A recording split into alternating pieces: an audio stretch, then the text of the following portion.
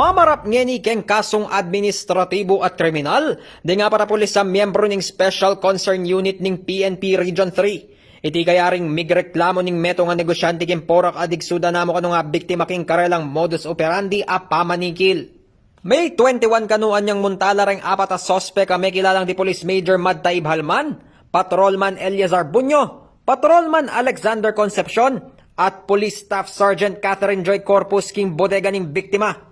Bistaman na lang search warrant, liban de kanuing establishmento uling pipilit da kanureng pulis sa ating milyaring illegal drug activity ka rin. Sinabi da naman kanureng pulis sa illegaling gagawan dang pamanyaling krudo king lugar.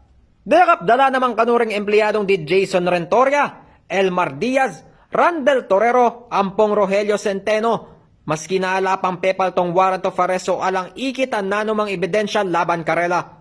Hinwadala naman din nga duwang truck ning krudo at inimpound dala king Camp Olivas, Ciudad San Fernando.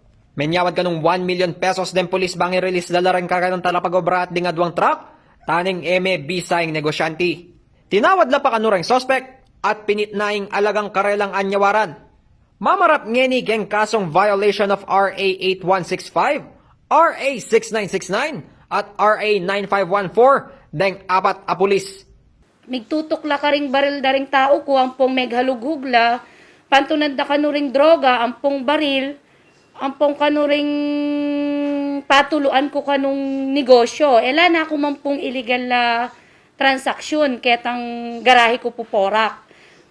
Magnegosyo ko mong malati kening Angeles po. Lizan Morten, CLTV News.